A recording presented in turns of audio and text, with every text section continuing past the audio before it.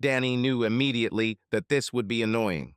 Mom and Dad, Frank, Tina, the hell, Mr. and Mrs. Alonso. Her parents, brothers, sisters, and good-natured neighbors were all waiting for her in the house where she grew up, sitting on chairs arranged in a semicircle in front of the only entrance to the living room. Her steps slowed, but she continued to follow her mother, who led her in from the doorway, even though she began to turn her head from side to side. All that's missing is, and here it is. When Danny's father slid behind his wife and eldest daughter, silently blocking the way back, crossing his massive arms over his chest and frowning in that way, he always knew how, so that she felt like she was about to admit things that even I didn't know what I had done wrong. Then the last doubts disappeared. Mom, you didn't say something in the invitation. Your famous peanut butter pie. And apparently it comes with some intervention. Too much for one day. If it means anything, I just wanted some pie, but they made it clear to me that I had to be here too. What did you say, Mom? Her younger brother, Frank, as always, tried not to laugh, seeing the comedy of the situation. We're going to find out if your big sister has been switched. He continued to giggle until his mother came up to him and pinched his arm. Oh, what the hell? I'm not the one who suddenly began to live like the wife from Vultures. Under the gaze of almost everyone, he simply rubbed the bruised place, one of hundreds over the years, muttering that the pie better be the most delicious in the world. Honey, your brother. He is who he is, but he really worries. Mrs. Alonso, essentially a second mother to Danny and her siblings throughout their youth, did not have an ounce of amusement in her dark brown eyes. We're all worried. You haven't been yourself lately, to put it mildly. You're just crazy, Danny. Tina, the youngest in the family, even in her 30s, had a clear idea of what was right and wrong and was never, ever shy about speaking her mind. Vultures, she chuckled. You make them look like bohemians. I, okay, I think I understand that this may seem strange from the outside. Danny raised her hands, palms up, and spread them to the sides. But interference? She focused on her mother, knowing for sure that she was the one who initiated this event. Come on, I'm just a little reserved now. I'm not an addict who lost all my money in a casino, or anything that would actually justify. Are you safe? Father, as always, asked what he needed to know. He doesn't force you, doesn't threaten you, doesn't hurt you. Don't finish that sentence, Dad. Danny immediately closed. One more word in this damn set, and I will literally jump through your window and run so that you will never find me again. With him. Honey, this just doesn't seem like you. Her mother, as always a good housewife, pulled out a chair for Danny. Of course, right in the center of the semicircle of condemnation. We didn't raise you like that. We can't understand how. She gritted her teeth and took a deep breath to compose herself. We all saw you at the party last week. How you just stood next to him the whole time. The head is lowered, the mouth is closed, and how he, every minute or so, touched your back to guide you, I guess. He constantly pushed you where he wanted you to go. Tina shouted it out, unable to stop herself. Like a shepherd dog. She narrowed her eyes. By the way, to say herding dog is how I put it diplomatically. Yeah, that was kind of rude. Frank scratched his head, wincing guiltily. Even I was confused by it. Danny simply chuckled vaguely and then focused her attention on the silent participant. The venerable Mr. Alonso has dark, reddish-brown skin, carefully styled silver hair, and a glittering golden cross hanging down to the middle of his chest.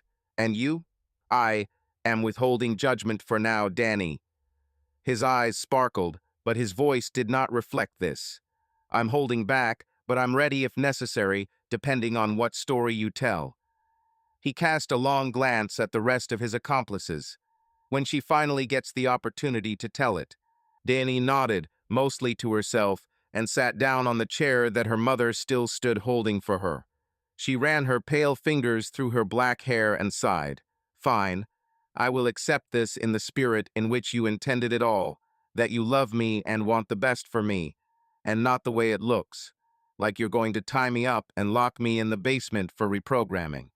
With that satisfied for the time being, her family settled into their seats, although her father was still conveniently blocking the exit and prepared to pretend to listen long enough to maintain a veneer of politeness before unleashing his holy judgment on her. "Fine. You yourself wanted this. Okay, guys, I'll tell you my story. I'll tell you why I am who I am now and why I don't regret it for a second."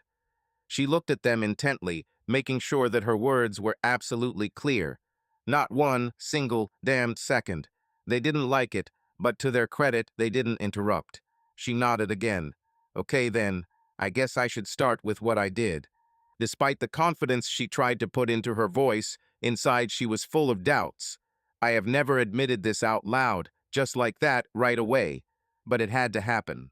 Danny looked at them all, one by one. "Remember, you asked for this. Once we cross that threshold, well, maybe you should give up on what you were hoping to achieve right away."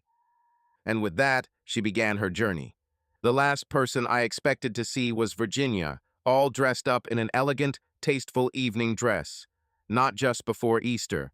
For someone of her means, it is almost touching how much she loves this sweet little holiday. Loves to organize egg hunts, decorate everything, and of course, eat chocolate. For her to appear out of nowhere that night while I was walking through the woods around this huge mansion, it didn't make sense. Unless she was sent. Crap, I got caught. Well then, it had to happen sooner or later, and I had been preparing myself for this final leap for a long time. Jin. I pretended to remain unperturbed, nodding to my husband's sister in greeting, not quite looking at her, and trying, perhaps successfully, not to express contempt. I always tried to accept her for who she was, sweet and kind, but it was difficult. She was everything I wasn't. Tall, slender, smooth and rough, like an old marble statue in Rome or something. Of course, beautiful, but I am also beautiful, and if I had ever had any doubts, then the legions of men who, at the sight of me, literally stuck to my chest like a magnet to iron would have dispelled them. A legion of men is, of course, not entirely accurate, because there were also women among them, but their number was huge, and their gaze was unwavering. It was almost comparable to the way they looked back at me twice when they finally looked up at my face, as if they couldn't believe I was the complete package. No, I did not envy Virginia's beauty. I envied her sophistication. There was a dancer's grace in her walk, poetry in her feelings, and I never felt that my simple-minded self could reach her. What's worse, she had the same confidence that he had. Confidence. What I considered mine until this very moment. That I planned to continue to squeeze as much out of my husband as possible. But no matter what, I knew that I would quickly adapt. Dramatic change is something I suddenly discovered that I was quite good at. Virginia did not respond to my greeting. She simply looked me up and down, appreciating my tight red dress, the slit of which went up almost to my navel, exposing not only my leg, covered in tights, but also my bare buttock. How good it was. My screaming red challenge to the world. But to be honest, she didn't even look like she was criticizing the outfit, so I decided to take it upon myself. I took a deep breath and puffed out my chest. "That's quite a specific school lecture you were assigned to, Danny," Virginia said, pursing her lips tightly as I slowly pushed my breasts back into place. "The dress code here is clearly eccentric.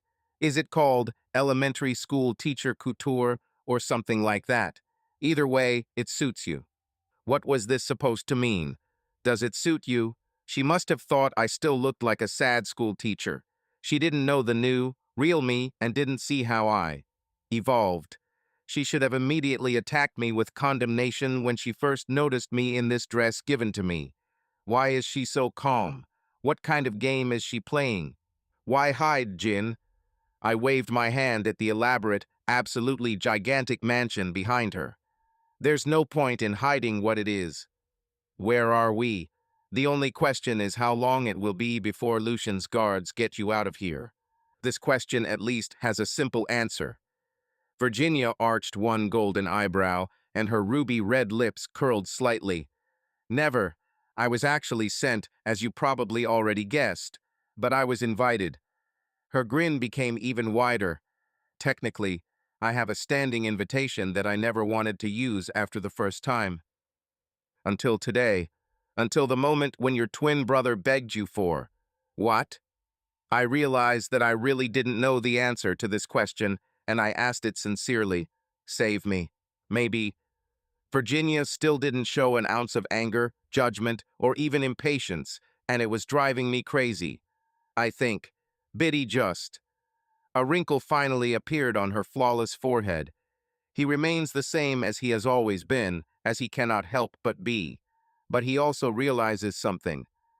For my part, I know exactly what I'm going to do. Get out of here, I answered dryly. No, and don't think you have enough influence to make this happen, even despite your situation with Lucian. My position gives much more, even now. Believe me.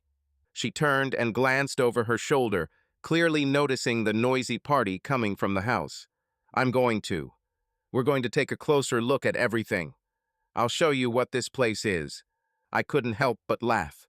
In other words, you will show me a bunch of things that I already know, but with unnecessary comments. Partially correct, Miss Allen. What would that mean? I just shrugged. You know what? Okay, let's see. I was told to occupy myself for a while until Lucian was ready to receive me, so who cares? Honestly, I've always admired you, Jean, which fueled envy, of course, and I have a feeling this will be the last time we talk.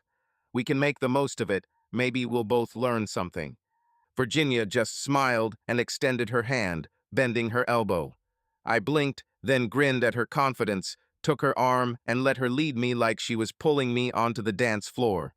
Thanks to my recent awakening, I could admit that her proximity was pleasant to me, and I took advantage of the minutes of the walk to fantasize. Slightly whetted my appetite, which I really didn't expect to satisfy right now, but still enjoyed it. For some reason, we stopped in the hallway, where a bunch of people from Lucian's team, who were only allowed on this party's level, were huddled together. They were, in fact, hangers-on, as I was told, who accidentally became involved in Lucian's affairs. In my opinion, it was shameful. There was a certain innocence in their manners and manner of communication that attracted me, like tender veal meat. It was once me. Virginia, nodding and smiling at more people than I could count, revealed this little fact. This is where I first got into the organization, until I was able to break deeper. She patted the shoulder of one particularly smart-looking older man who raised his glass of champagne in recognition. There are a lot of good people here who were simply pulled into Lucian's orbit through no fault of their own. I snorted. Are you drawn in?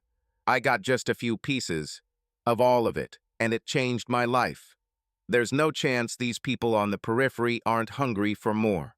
Partially correct, Miss Allen. I contained my irritation and continued to follow Virginia into the next room, quickly and happily leaving this boring company behind. With a much more visually appealing collection of partygoers, not to mention much more. Next room, draped in lovely reds and pinks in an aesthetic attempt to tone down the sharp shine of the metal, was much closer to my taste. Well, at least my tastes were by then. I couldn't say for sure that this matched who Virginia knew me to be, but that was her problem. I was going to make sure of this. Quite by accident, I caught a passerby, dressed, by the way, in a toga, and even then barely. Hokey, I know, but it served my purposes well. Not only the outfit, but also the fact that it was worn by a woman at least a good 15 years younger than me. With a very brief but meaningful glance at Virginia, I turned my impromptu object lesson around to face me and kissed. I completely forgot Virginia. Damn, I forgot where I was. Then they reminded me in an extremely rude manner. So, guess you ladies don't have to go far. I thought someone like you would go straight to Lucian, but it seems you've let this room get the better of you. Someone like me? I looked at what had caught his attention. My wedding ring. I was more than angry, but I didn't know why. Was he judging me or something? Why the hell does he care that I'm married? This couldn't be the first time he met a woman in my situation. Or a man, for that matter. Not in this place. Moreover, what did you do? It doesn't matter if he cares. Still, I was annoyed. It was as if he was catching me saying something judgmental. Condemn yourself. Fuck off, Marcos. Oddly enough, Virginia's harsh words did a lot to bring me back to reality. Her supportive hand on my shoulder actually made me pull back a little from the harsh beauty and her necessary touches. You're not going to get her to admit anything, damned, you old hypocrite.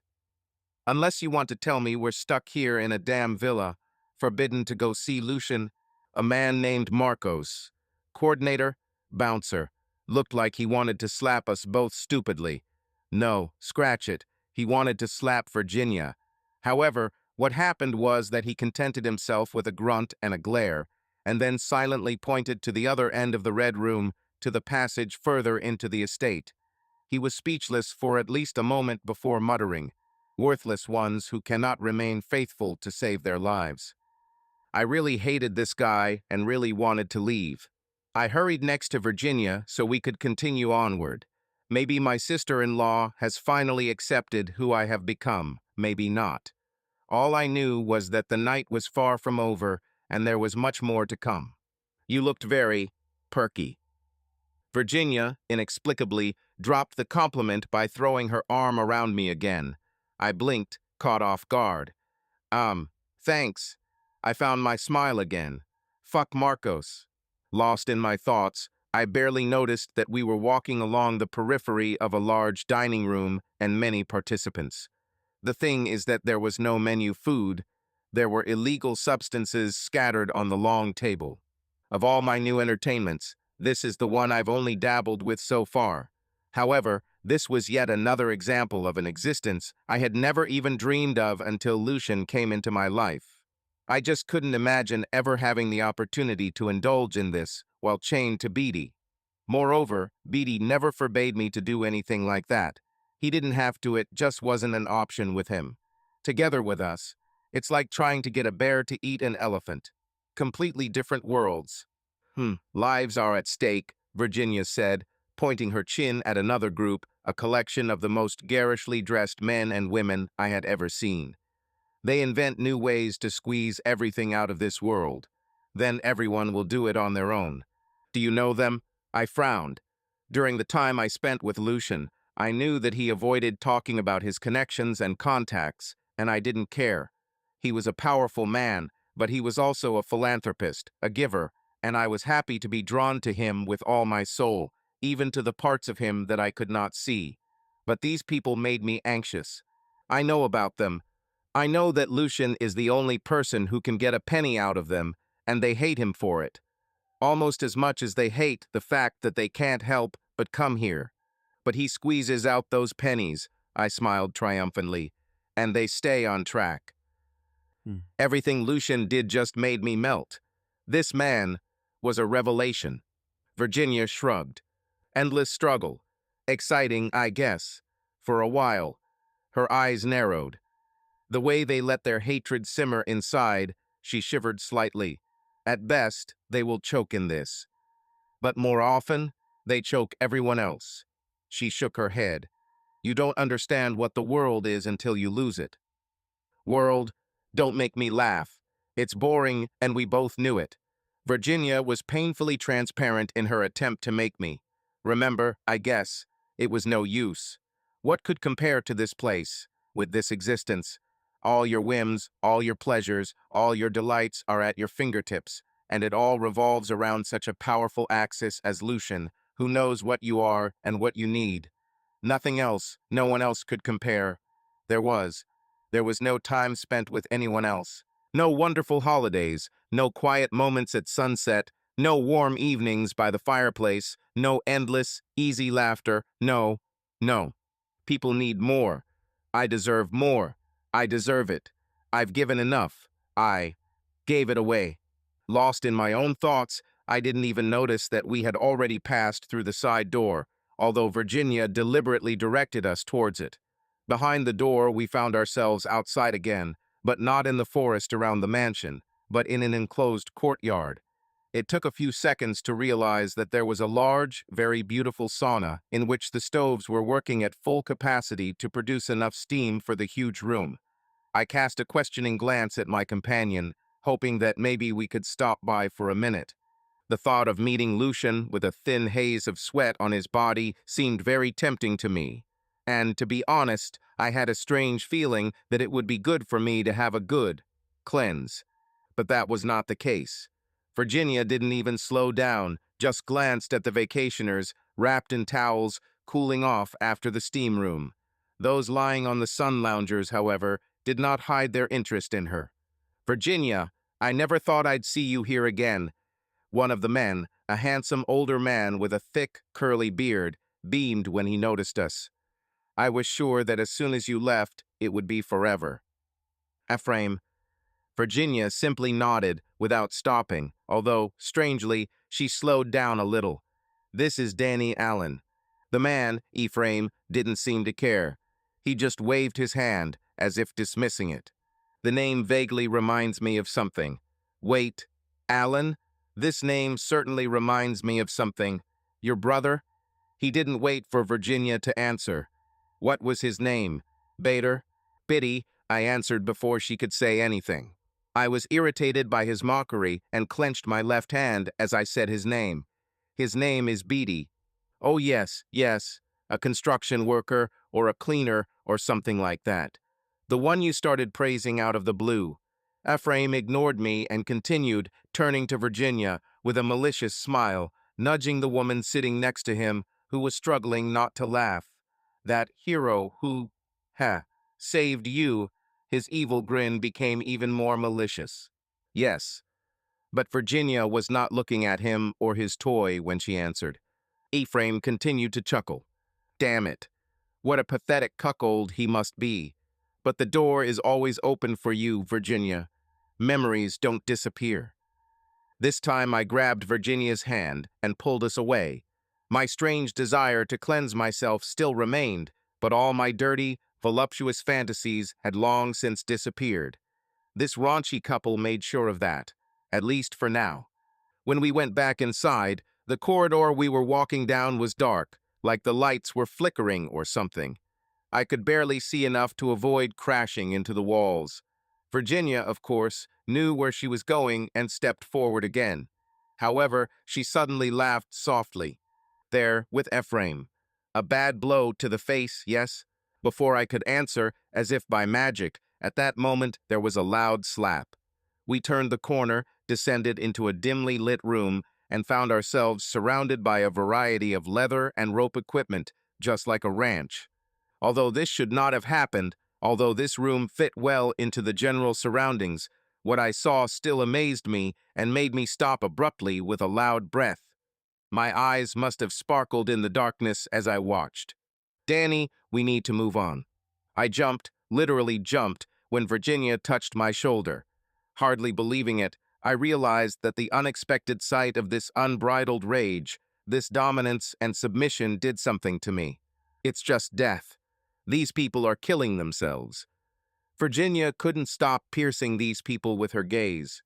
"You should see this, Danny." Not at all.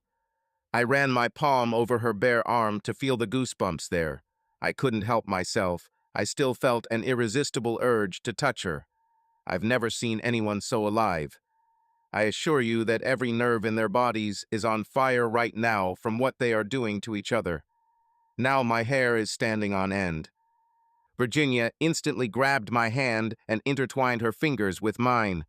It wasn't what I expected, and definitely not the kind of touch I wanted, but it felt nice. Nobody gives anything away there. This is a massacre. Rough. It's a pity. Each of them thinks they have won, and each of them ignores the fact that just entering here costs them everything. They have nothing to win. She grinned. They don't even have a trophy shelf. Her fingers clenched, and even at home for this shelf, they gave up everything to be. This, and no one but themselves cares about them, even about each other. They reduce themselves to nothing. She tilted her head, looking intently at me. They lead themselves to death. Ugh, she just couldn't stop. At that moment, I realized that it was better not to argue. To be honest, what she said were just words. Everything is relative. One man's hell is another man's heaven. Do you think so? Virginia's question made me realize I had said it out loud, but I didn't back down. Yes, I think so. You're just throwing out metaphors and analogies, and all I see is a bunch of people who are finally being honest with themselves. Be honest with the world. My guide rolled her eyes with a slight grin and led me further out of this room that had captivated me so much. I couldn't have come up with a better time even if I tried. Ooh, what a mystery. I waved my hands in a joking gesture, but Virginia, surprisingly, laughed sincerely. To be honest, I giggled a little too. This whole situation, our goals, and who sent her it all really was a little absurd. However, she was a rather reserved bore, so to speak, and I still had a small hope that as soon as we were in Lucian's presence, everything would change and I could have proper sex with her. There was such a possibility. We were already approaching the end of the party, I knew it. Even a house this big couldn't last forever, and to be honest, I was starting to get a headache. It was all too much. Those nasty bitches. I lowered my hands, which had just been rubbing my temples, and focused on the bitches that Virginia clearly despised. This room was, like all the others, quite large, but it looked like a university auditorium, funnel-shaped and surrounded by rows of seats. It was strange to see an audience, if you could call it that, in the middle of the house, but Lucian was a man of passion and knowledge, so in a way it made sense. Those bitches, both men and women who deserved such a nickname, apparently were beautiful, very beautiful. My recent girlfriend in a toga wouldn't get lost among them, but she wouldn't attract much attention either. Here, among these physically perfect people, she would simply blend into the crowd. They sat in groups, chatting and laughing, looking as if they were telling each other stories or exchanging notes. But the body language and expressions on their perfect faces. Bitches. Yes, sometimes you just know. I rolled my eyes at Virginia. Okay, what's the lesson this time? It will be you. Her voice was even. Final. No reservations. I placed my hand on my chest in mock theatricality. I flatter myself. I don't know who they are or what they are whispering about, but damn, they do it so smartly. They are merchants and women of easy virtue, Danny, and not in a rational sense, but in one that serves demand. I mean, they are professional seducers, exploiters, professional sellers of lies. Virginia, damn. A tear rolled down her cheek, and it shocked me. Not the crying itself, but the fact that it was accompanied by an expression of absolute hatred. This combination was creepy, very creepy. I mean, everyone lies, Jean. My answer was half-hearted this time. God, how she looked. This is her torn, exhausted voice. They go out into the community and find victims. Her grip on my arm began to hurt. They make things up, then whisper their stories in your ear, touching your skin in private, or say them into a microphone in front of the whole world. They weave magic as black as the pits where their souls used to be, and use it to fill those pits with the souls of those they deceive. I think I heard my fingers crunch. They only have a tiny spark of life left, and they are desperately trying to fan it out in order to warm themselves up a little and continue on. To continue. To destroy. This is all that Lucian left them. Ah. I pulled my hand out of Virginia's death grip and rubbed it, trying to drown out the pain. A second later, I looked at her again, ready to say something harsh to her, but was stopped by a pair of reddened eyes, whose gaze I could only hold for a split second. That's when it finally dawned on me. This was your place. You were here. You were found here. Virginia snorted. If you don't have the honesty to admit it, at least pretend that you have the courage to tell the truth. You know what happened, Danny. This was the same place where my brother, your husband, Beatty, found me. This, she waved her hand towards the group of conspirators. This is the hole he had to crawl into again and again, until I finally extended my hand to him in response, although he should have given up a long time ago.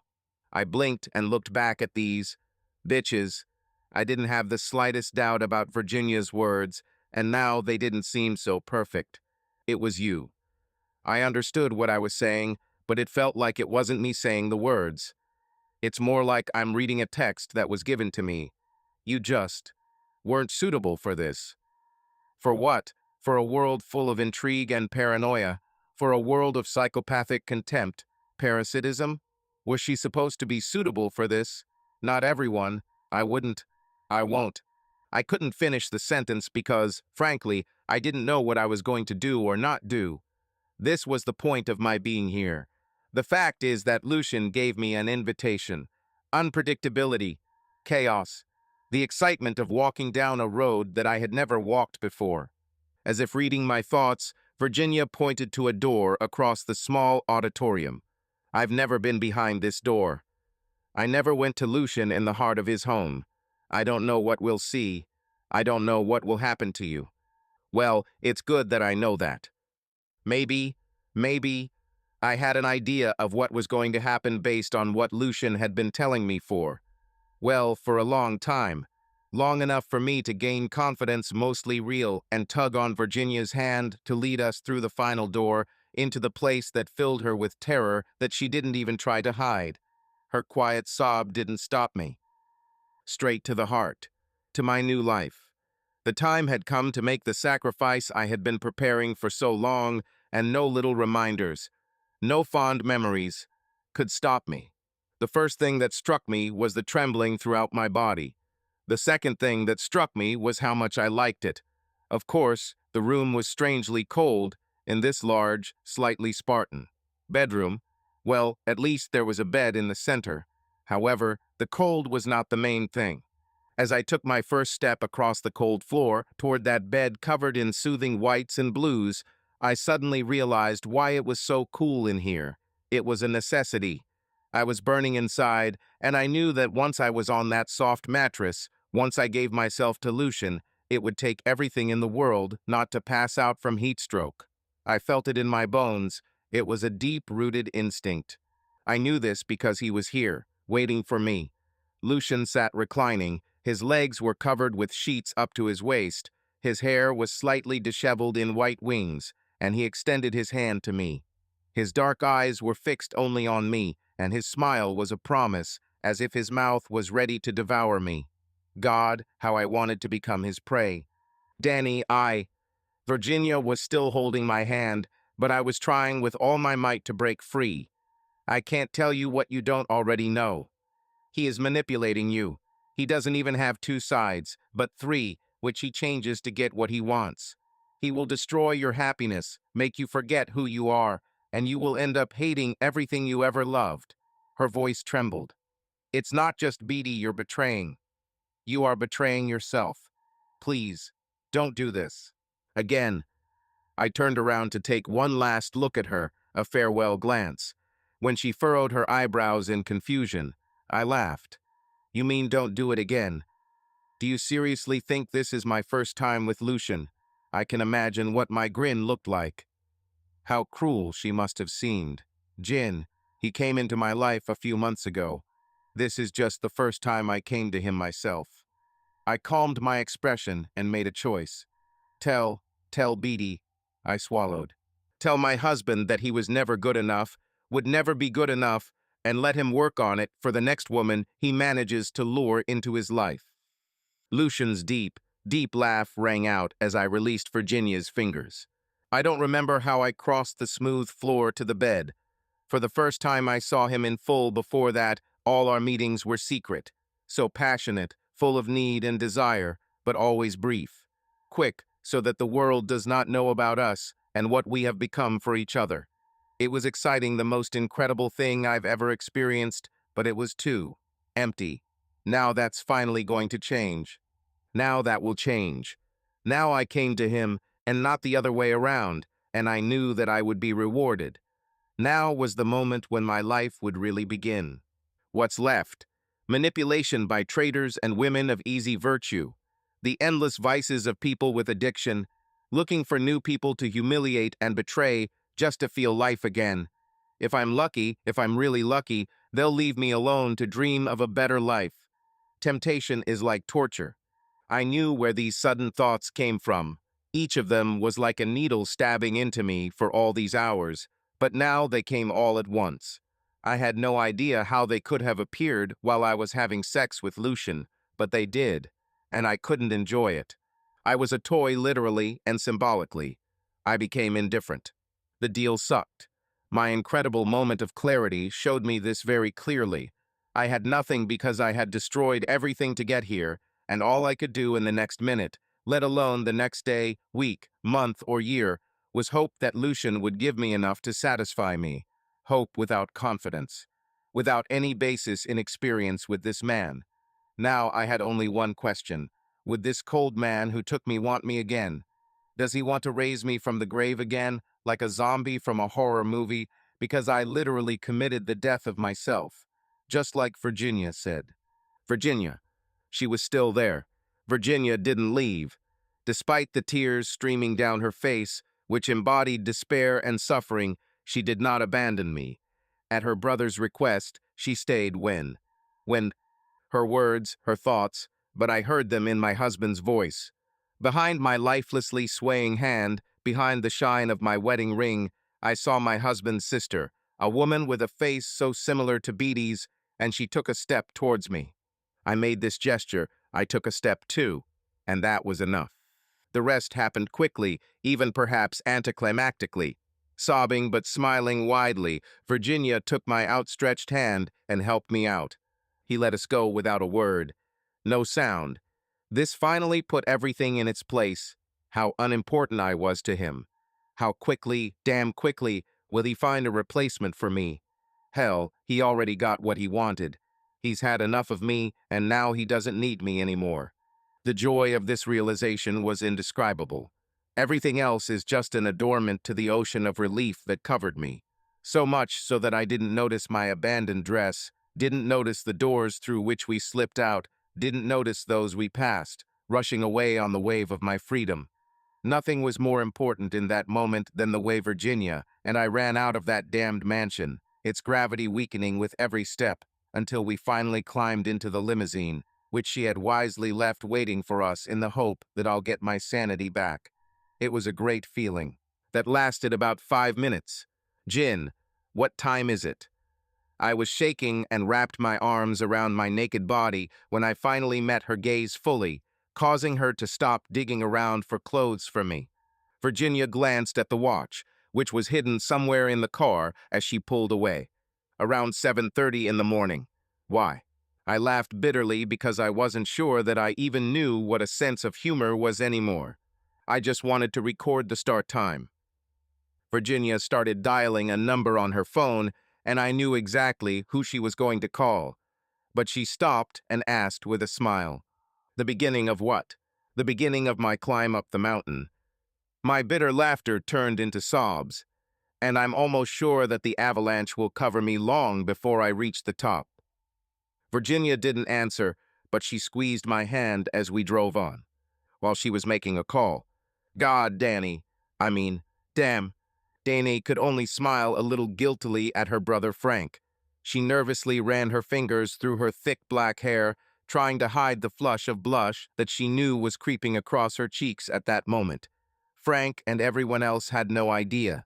The story she had just told, the words she had spoken out loud. Well, to call it embellished would be putting it mildly. All the things that happened to her and Lucian, everything she did, flashed through her mind, and her mouth processed it all and softened it. Dulled sharp edges.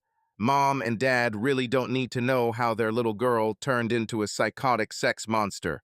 There's definitely no need to drill down to the minute. She was even more to the right than she herself imagined. I can't. You.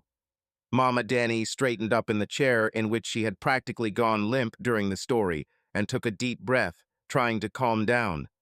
I try my best not to think about the details. She swallowed. These huge gaps, the size of the Lincoln Tunnel. She looked at her husband, sitting behind everyone, with his powerful arms crossed over his chest and his head down, clearly envious of his ability to remain silent. Danny also looked at her father, and she had a completely different feeling. Dad, I'm so sorry. She wanted to say more, but she didn't have the strength.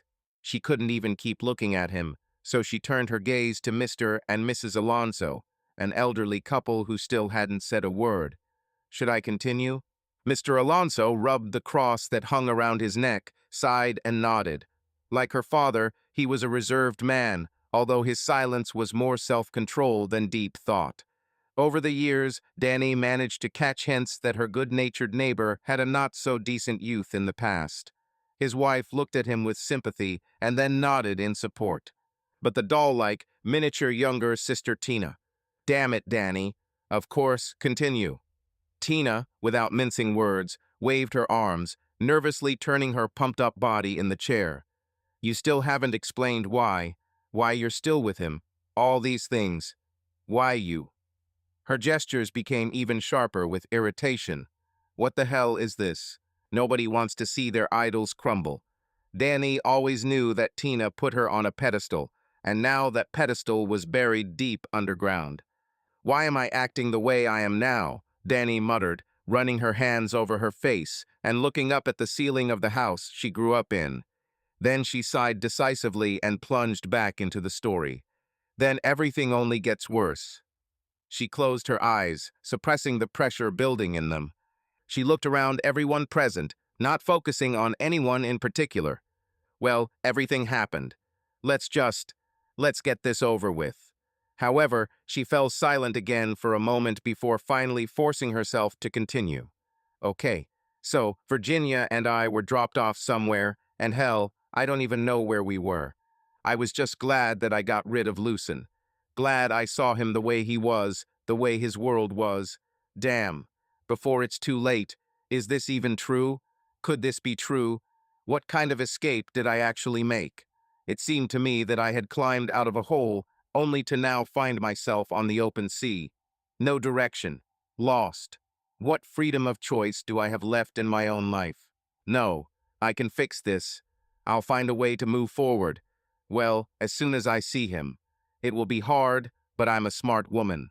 I am a teacher, after all. Even if my students are not PhD high school students can be tough too, and I was damn good at my job.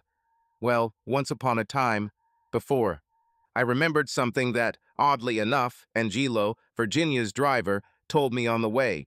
He said that it doesn't matter what happened before and that we should only focus on what's ahead. All that matters is what happens next. Whatever that little proverb meant, whatever the further turned out to be, now I was following Virginia to a nice, secluded house on the shore of a quiet, calm lake. The house was large enough, perhaps, although it was incomparable to Lucian's huge estate. It was like an oasis of peace, an island away from everything. Best feature, I liked it. The only discrepancy was the gate in front of the paved path leading to the house, so luxurious, as if there was something important behind it, which, no doubt, was the truth. You can stay here, Danny. Virginia patted me cheerfully on the shoulder. It was unconvincing. Obviously, you can stay. I brought you here for a reason, right? I tried to hide the reflexive reaction that her touch caused, the first since we left Lucian's house. Even after everything we've been through. Or maybe that's why. This touch from my beautiful sister-in-law, not to mention the fact that she is my husband's twin sister, really excited me. Even such an innocent pat. I had a hard time restraining myself from licking my lips when I looked at her, and I almost couldn't help it. I still bit my bottom lip for a moment. SP, thank you, Jen, for everything. I say this with all my being, but you want to know why I brought you here. Virginia looked at me with sympathy as she opened this luxurious gate with a gold and silver key. Like I said, everything was great. She did not answer my question until she opened the door of the house. Well, ta-da.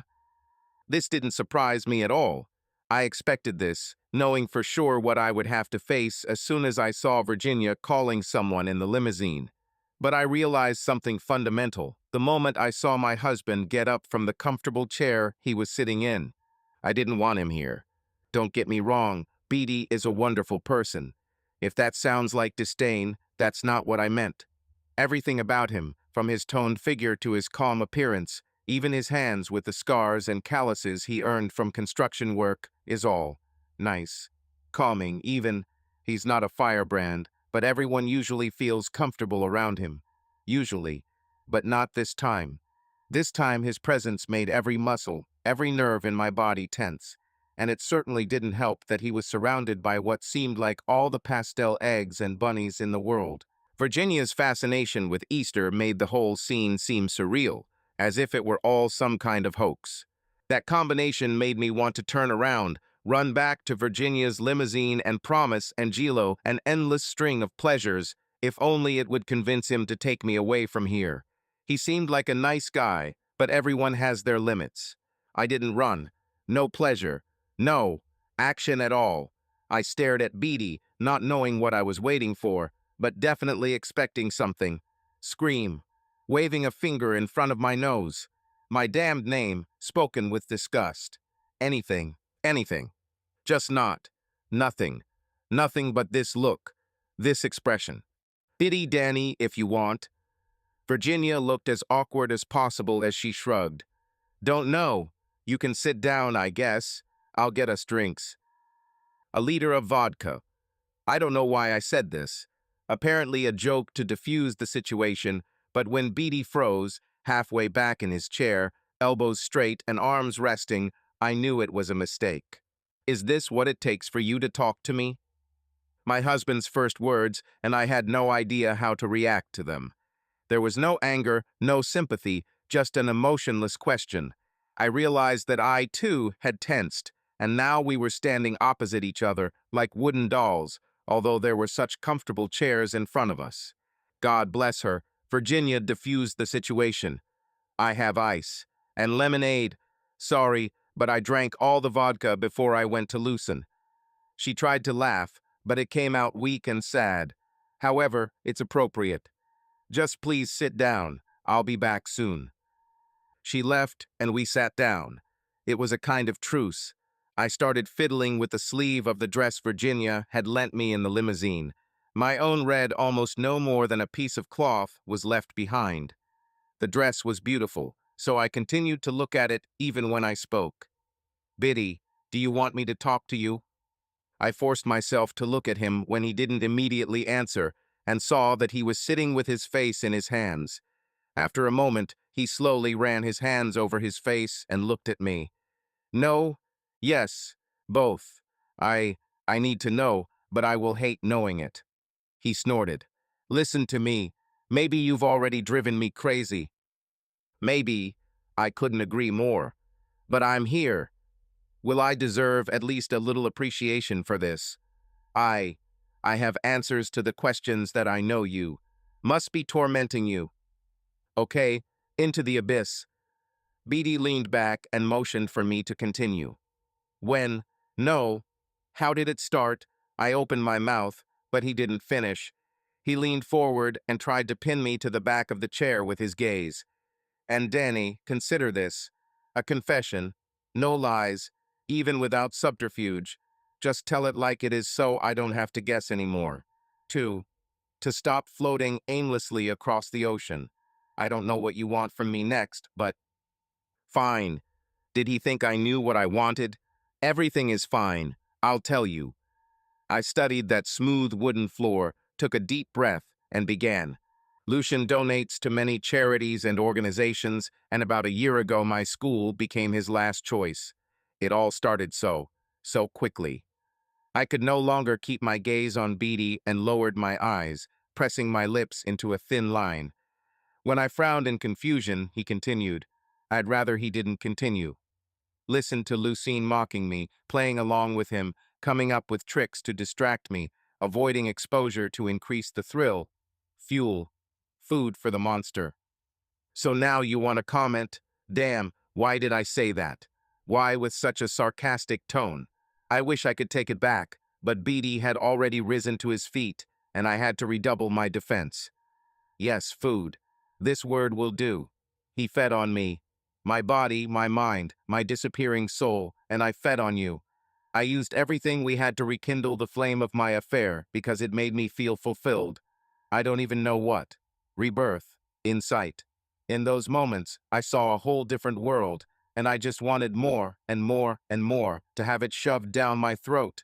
More and more until I choke. Until the image of the good housewife and teacher dies. I was already on my feet, trembling all over.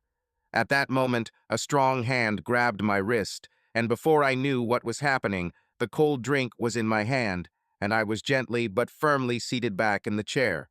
Her slender fingers lingered briefly on my hand, and Virginia turned to her brother, her soft gaze trying to reassure him. Love, Biddy. This is what Lucian does. He finds love and distorts it. What Danny doesn't tell you, but what she knows you don't want to hear is, Jin, no. I gasped, knowing what she was going to say, although I didn't know how she had discovered my secret. I desperately didn't want her to say a word. Beatty, God. Virginia glanced at me and then looked back at her brother. She doesn't want to say that Lucian began communicating with her long before that formal event at school. He had communicated with her several months before. She was the intermediary for his donations. He met her through correspondence, with her and with you. With your marriage, with your life together, to be precise. He was slowly destroying everything long before she even met him in person. Please, please stop. I could only whisper it. I'm sure Danny satisfied him, physically. But sorry, there are plenty of people like her. She's beautiful, but he could get as good as her with just a snap of his fingers, and I received it, many, many times.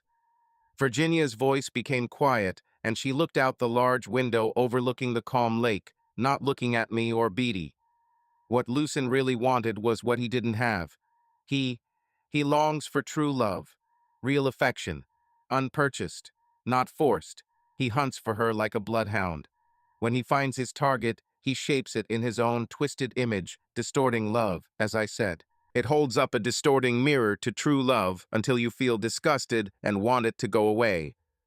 Virginia wiped a tear from her cheek and then tried to hide the movement by taking a sip of her drink. He had already prepared Danny before he even met her. Jean. Beatty extended his hand towards his sister.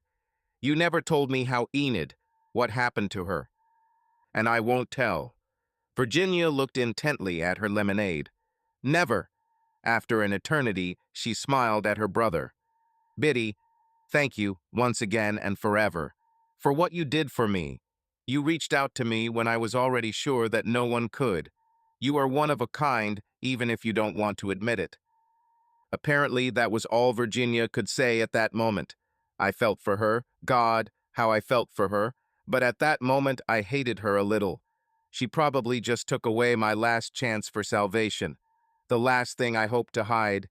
Just words and everything collapsed. In the beginning, Lucian and I only communicated through emails and phone calls. Communication without faces. And that was enough. I was lazy. What else can you call it? I didn't make the slightest effort to be alert, to pay attention to all the little things he suggested, to all the cracks in my shell. Every time he made subtle references to my boring home life or thankless job, I had to stop him. Every time he mispronounced Beatty's name or mistakenly called him a worker, or joked that my husband must thank every star in the sky that I agreed to be his wife, I had to destroy his false admiration. But it was so easy to laugh with him. So easy that I didn't even notice when I stopped laughing with him and started laughing just like that. Why didn't you see? Beatty and Virginia both looked at me with apparent incomprehension after that almost whisper. I continued to stare at them, took a sip of my drink, and continued to stare.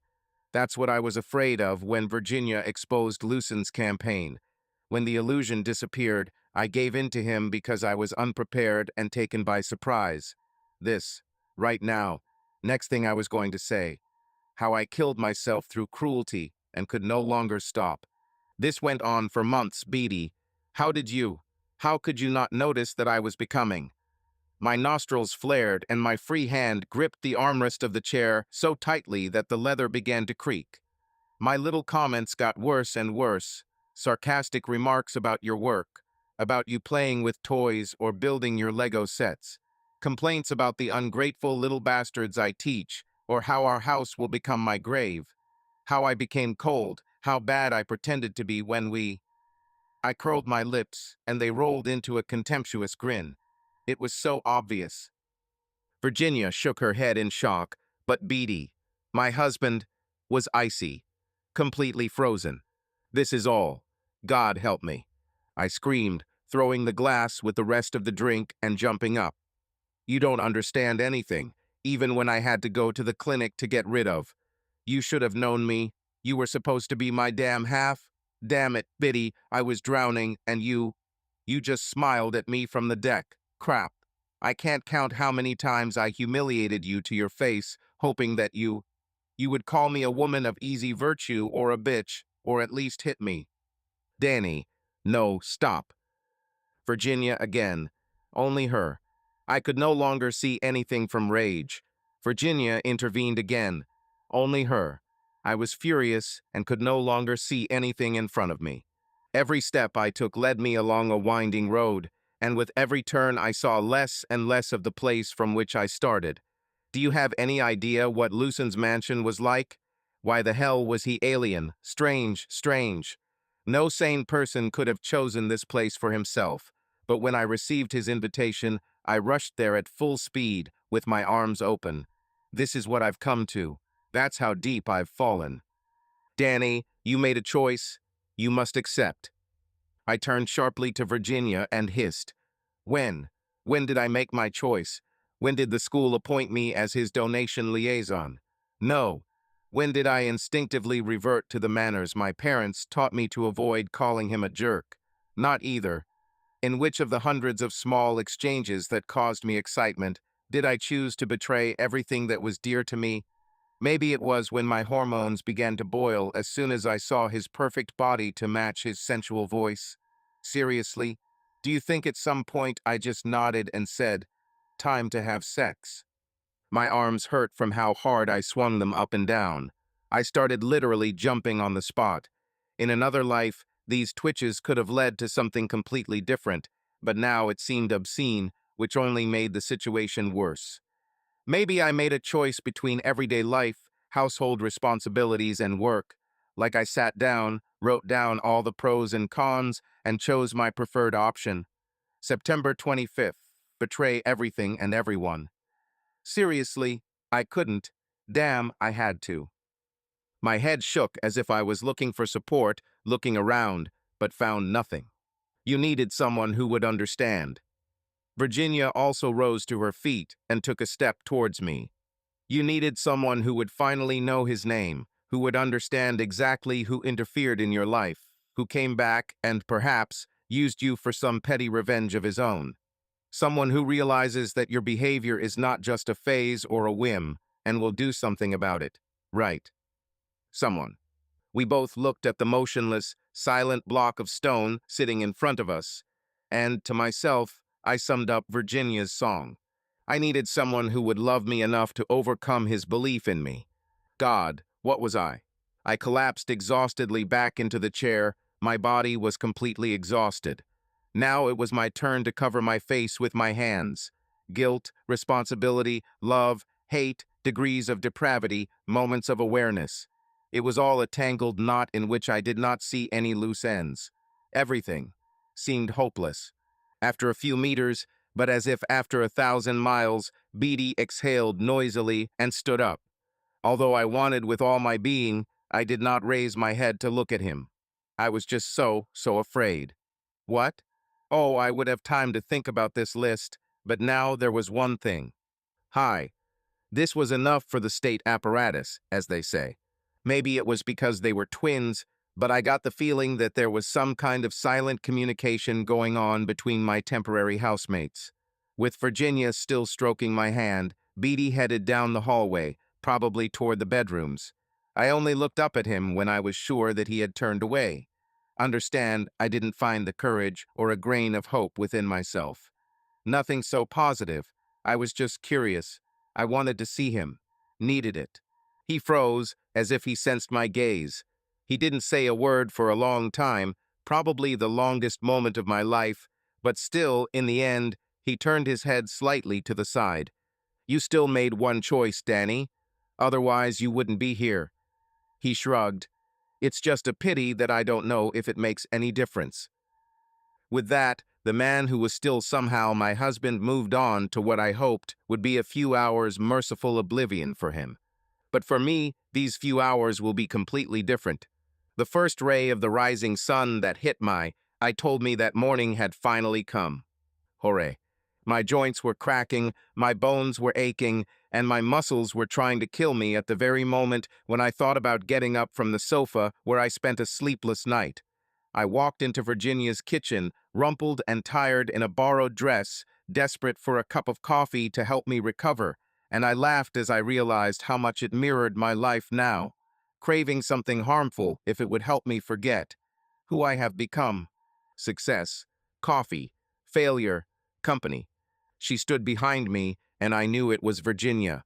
I drank without turning around, but finally I spoke.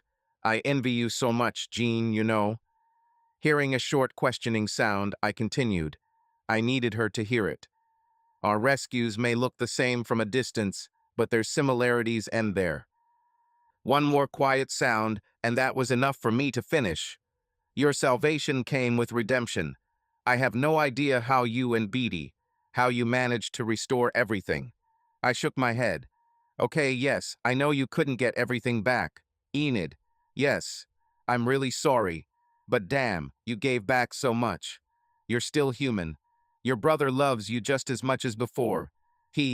Hell, I think he even trusts you. I threw my head back and laughed joylessly. Do you want to know the truth? Right here, right now, I really think I'd be willing to fight you if it would give me my life back, like winning a trophy. What the hell kind of abomination is this? The laughter went on a little longer than it should have, and I had to force myself to stop. It was replaced by sobs that sounded rather pathetic, but it was still better than laughter. I hate myself. Honestly, I hate this impulse, and I hate that I got to such a point that it could arise at all. But this is where I find myself, and all I can do, hell, all I want is not. I trailed off, unable to find the words to completely shut myself up. No, what? That deep voice shut me up better than any words. I turned around sharply, spilling my coffee in surprise, as if he had shouted, "Boo!" He was so quiet that I was sure it was Virginia who came up to me. And now, face to face with Beatty without intermediaries, I was completely lost. I could not formulate either a thought or an answer to his question. Honestly, I didn't even realize what the question was, so I just choked out, "What?" Elegance and eloquence are definitely not my thing. Isn't it, Danny? Beatty tilted his head to meet my gaze.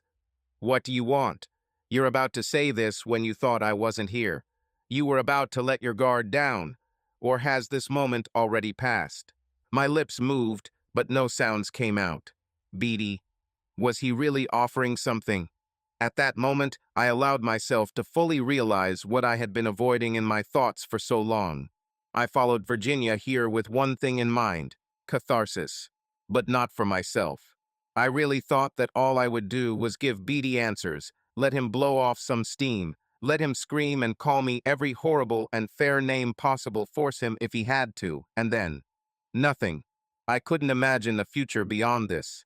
Maybe I'll pick up the pieces of my destroyed life, put them together so as not to completely fall apart. This is the kind of martyr I imagined myself to be. I saw it then, as if in some kind of exit from the body. I replayed the previous day in my head like I was a fly on the wall. What I said, I. What I never said, I'm sorry. How could I say this? How could I blatantly look at a man who meant everything to me, and whom I used as if he were a cheap commodity, and ask or even beg him to? What? Forgive me? Open your arms to me and pretend I wasn't who I was. No, I was going to suffer. I was going to distance myself from him, from everyone, and feel every painful wound that I had inflicted on myself. I was a woman of easy virtue, a traitor, a pathetic person, and I had to carry the weight of my world on my shoulders. I was going to become Saint Danny Allen, patroness of the Jezebels, a pitiful example to everyone of what weakness and failure were. How the consequences must be endured without a single second of relief. What do you want? Beatty repeated his question without any malice, and at that moment I felt the doors slowly closing on me. The stream of light that I didn't even realize was illuminating me in my black dungeon began to narrow. How can I say this? My cheeks were wet and my jaw was shaking so hard my teeth were chattering. How can I demand anything more from you? I can't. Biddy. His name from my lips was like a funeral hymn. The stream of light narrowed to a strip. My husband tormented me with sadness, showed me hope. He tied me up with golden threads and pulled me so hard that it seemed as if my arms were going to be torn off my body. I didn't lie. It hurt. It hurt so much that I didn't think I could stand it. How could he? How? How? How did he do it? How was this possible? Just tell me, Danny. I refused to look at his face, but he sounded so tired. Take a step. I'm sorry. These words did not come from the conscious part of my mind. They were the result of complete surrender, absolute surrender. The strip of light expanded. When my eyes opened, I heard a light, relieved chuckle, and to my surprise, I answered him. Oh, my dearest, dearest man. He didn't even know that I only gave him a small trickle. There will be a flood next. Forgive me, damn it, forgive me. Please, please don't leave me, Biddy. Please remember who I really am deep down inside, and I will remember that too until I die, and I love you so much, and you should kick me out and find someone who isn't crazy. But if you won't do this, I'll never leave, and I don't. Oh, damn. In the distance, I heard a joyful, laughing sound that wasn't my husband's better late than never, Gene, but I heard the same sound from him, and in that moment I jumped, literally and figuratively. I crossed the couple of steps that separated us, found myself in his arms, and buried my face in his chest. My every movement was filled with wild, desperate, completely new hope. When his arms wrapped around me, I honestly think I passed out for a few seconds while he held me up. The streak of light exploded, and I was once again immersed in its warmth. It was so warm. I wasn't there. Long enough. Not exactly alone, but I couldn't complain when Virginia joined us and got tangled up in a tight hug with us. Just imagine, just a few hours ago her proximity would have made me feel desired, but now it just felt good. Damn, that's even great. Without the veil of lust clouding my senses and causing me to see in Virginia's features what my soul craved, I was free to love her as she deserved. She became my sister again, finally. Forever? This remained to be seen. I had to admit it. She and Beatty had always been one, and my future with him, despite this fragment of reality, was far from certain. I did everything I could. I threw away damn, all. I was just one big, naked, vulnerable nerve cell, and a slight gust of wind could cause me unbearable pain. Using all the strength I had left, I slipped out of the Allen's embrace to look at my husband in all his integrity. And of course, there was wariness hidden behind his smile, open bewilderment. And that, I can honestly say that it brought me more relief than anything I've ever known. Even more than the feeling of him responding to my desperate embrace. Strange, isn't it? No, I immediately understood what this meant. We will make this journey into the unknown together. We will use Virginia's silver and gold key to step through the beautiful gate outside the window together, hand in hand, repentant and forgiving, guilt-ridden and forgiving. Repentant and reconciling. Well, you get the idea. Biddy. I carefully began to run my finger up and down his arm, like a child who is about to ask for something sweet that he definitely doesn't deserve. Damn, I can't believe I'm going to say this out loud. I took a deep breath and just blurted out the inconvenient but inevitable truth. I have absolutely no idea how to fix everything in front of you. I don't even know where to start. So I'm sorry, I'm so sorry. I have to put this burden on you. I dared to look at him from under my dark eyelashes. Please tell me. Please. My husband looked at me with his sapphire eyes for a long time before answering. I think this story will end happily, because my eyes work. In contrast to their sister's gesture, his hand motion towards the modestly dressed Danny was the opposite of dismissive. This was the gesture of a lawyer presenting evidence in court. Ladies and gentlemen, jury exhibit A. While the others fidgeted in their seats, Danny smiled brightly at Frank. I love you to death, brother, but happiness is relative. She turned to the others, to her parents and Alonso's family. Sorry, but I need everyone's agreement because I'm not going to censor myself anymore. Danny couldn't get rid of the haunting images of what she had done, but she softened it in her stories. And I will definitely throw poisonous bile at anyone who interrupts me.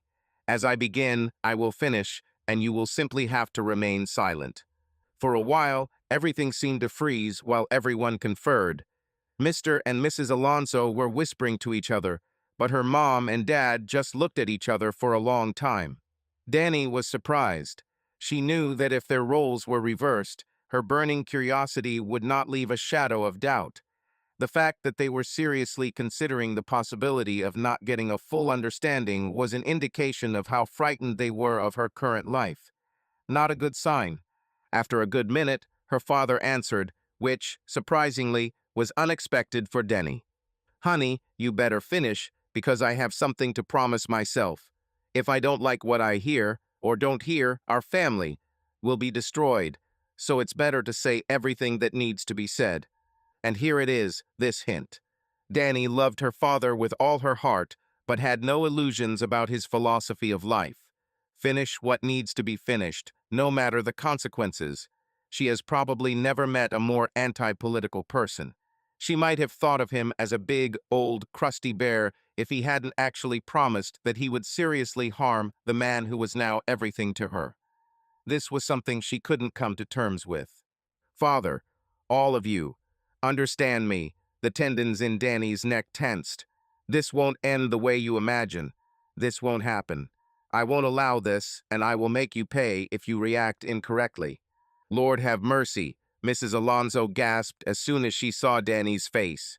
Her husband squeezed his small golden cross even more tightly, and his own neck began to resemble taut steel cables. But they were able to restrain themselves. "Just finish it, Danny," her mother whispered. "We're in Schrödinger's box right now." She ignored the surprised looks caused by her uncharacteristic rudeness and laughed bitterly. "Our family is both whole and destroyed until your last words reveal to us what the poison has done." She put her hand on her husband's twitching bicep. "I promise we won't kill you." Diplomatically, and to be fair, out of necessity, Danny ignored the fact that her mother had promised nothing more. Okay, they wanted it themselves. "Okay," she said. She made herself more comfortable in her chair and prepared to make everyone uncomfortable. So there I was in my husband's arms, wishing with all my being that he would rip off my borrowed dress. From everyone's pained expressions looking at her, Danny knew she had started on the right foot. But this didn't happen. And I knew it as soon as Beatty was able to pull away from my longing, needy embrace. "Danny, I can't trust you one bit." Have you ever had the feeling that someone you thought was pulling you up to heaven with him suddenly threw you off the top of the mountain, tearing off his human mask and turning into a monster just waiting to laugh evilly? At the last moment before you turn into a bloody stain 5 miles below? No, just me. And I can't stop loving you with all my being. When did you have the feeling that your flight turning into a blur was suddenly interrupted not by a monster, but by someone who was not a monster, and now you despise yourself for what you felt before? No, just me. What does this mean, Beatty?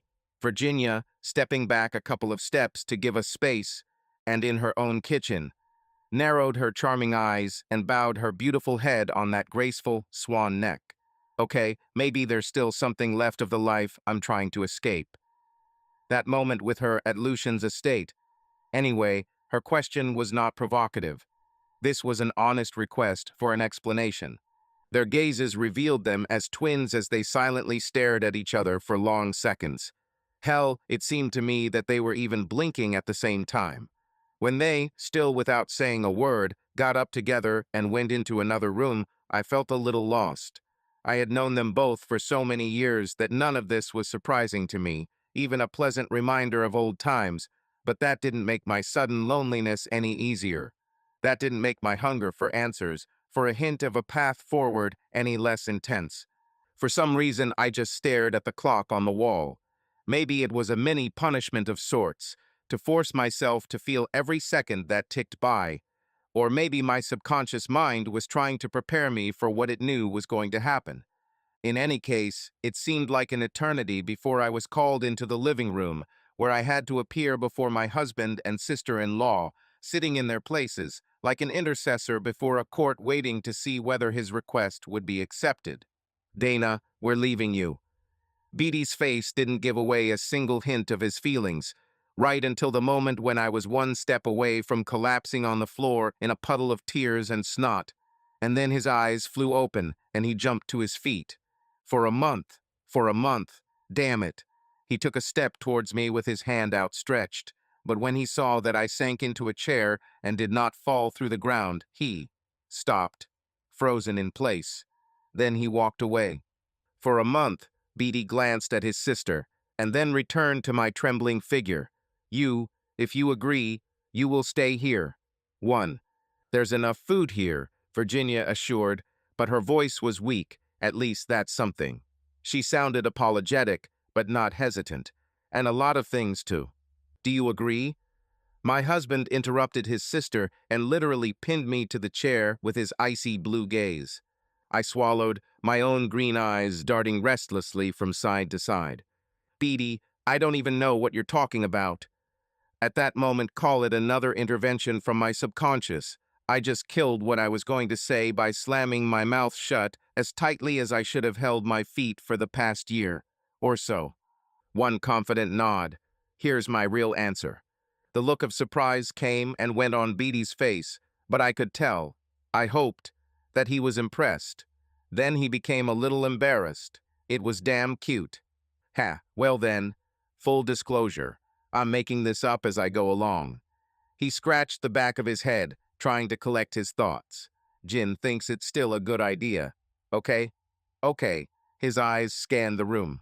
Okay. So yeah, we're leaving. Right now. We have nothing to collect. I clenched my teeth as I stood up, but I couldn't hide my anxiety. When I extended my hands to him, he stepped back, raising his own hands in a gesture to stop. No, no, Danny. Sorry, but we're ending here for now. Month. A month all alone, too.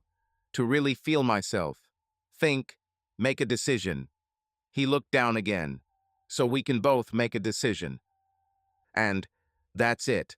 I could hardly believe that such a significant moment had happened so quietly. Beatty gave me another long look. Virginia patted me on the shoulder as she walked past, and then they were gone, and the only reminder that they even existed was the sound of Virginia's limousine driving away down the dirt road back into the world. I followed them in a daze after some time, not believing that all this really happened. I stood there. I don't know how long. She just blinked. When the midday sun began to irritate me, I went back inside. And then I just stared at the wall. That month, it was something. First day, well, it still makes me smile. Virginia said she didn't have to worry about the immediate needs, and she wasn't lying. But the finer details of what she considered essential were never discussed. First things first. What the hell should I wear? I ran away from Lucian in the clothes my mother gave birth to, met Beatty in the dress she gave me, but a search of all the closets and chests of drawers in the cottage yielded nothing. Apparently, Virginia either brought the clothes with her, or... I looked out the window at the lake that stretched to the horizon. It shimmered in the sun, and in this part of the world, even in April, I knew how nice it would be to swim there. I distinctly remember smiling and then muttering, "Oh, you cunning fox." She threw off the only piece of clothing in the area for several miles, ran her hands over her naked body, enjoying an unexpected, even dizzying feeling of freedom, and ran from the house to the water.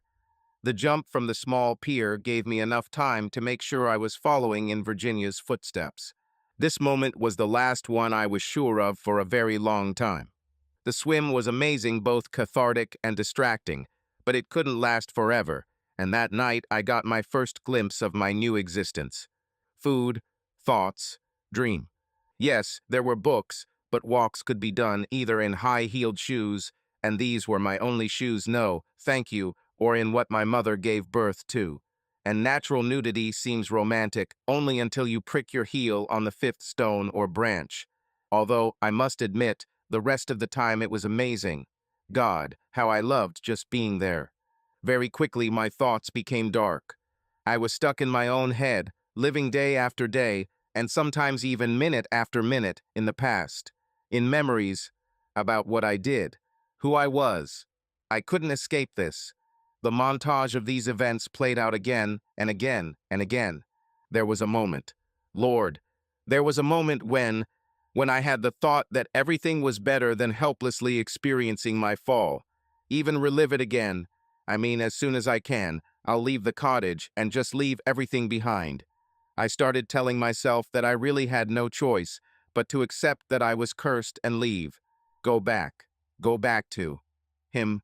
I knew he would accept me again because he was always waiting, triumphant in the cold. Just like I said, darkness. But it gradually dissipated. I made her dissipate. At first, I tried to shake it out of myself through a bunch of physical exercises. Exile through training. It didn't work, but I loved the way it made me feel, and even more, the way I looked a couple of weeks later. It's hard to feel bad about yourself when you can see your own abs. Then I got down to real work. As part of the behavioral feedback, I began to force my thoughts to focus on the good whenever there was a hint of darkness. When Lucian's face appeared in my imagination, it was as if I were molding him from clay and turning him into the image of Beatty. When my treacherous brain reminded me of Lucian, I plunged into memories of my wedding night with Beatty. During this month, the teacher taught herself lessons, and she was a diligent student. I forced myself to see my triggers. I faced my weaknesses. I dispelled my illusions. For the first time in my life, I was alert. I was disciplined. I made myself my own slave, you might say. I prepared myself by rebooting to factory settings, to as blank a page as I could achieve. And it's a good thing I did, because when Beatty came back, he brought with him the biggest piece of chalk in the world. He also came by boat, on a large yacht, which was forced to anchor in the middle of the lake, while a small boat, well, I don't know what it's called, took him to the cottage. He arrived at night, probably to catch me sleeping so that they could come closer and watch me. It makes sense, but I never asked. All I know is that I was awake when he arrived because the month was over, and I knew he would keep his word and be back before midnight. God, I can still see this picture. He stood while one of Virginia's men steered the boat.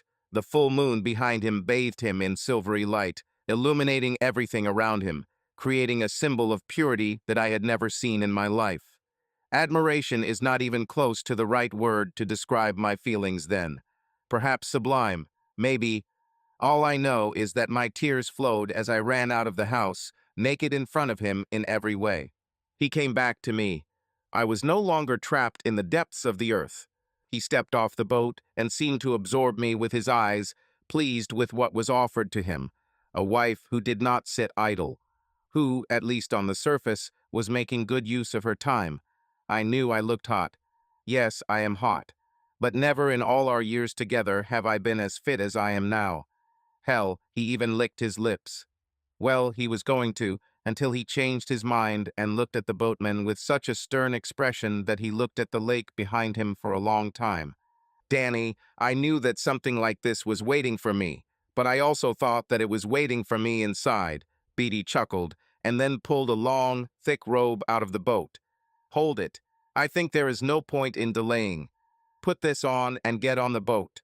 I didn't think twice about putting it on, even though the clothes now seemed strange, but my husband wasn't done. He cupped my face as I tightened the belt, forcing me to look at him. For the last time, Dana Allen. Do you agree? Do you realize that I am about to take you on a journey that you know nothing about, and that I am going to make demands that you cannot predict? Last chance. Yes? He removed his hand. No, right here and now, there will be no room for anything in between. I swallowed, and she made a decision. History is my mortal enemy, so all I can do is try to pierce its heart. I reached out and took Beatty's huge, calloused hands in my smooth little hands.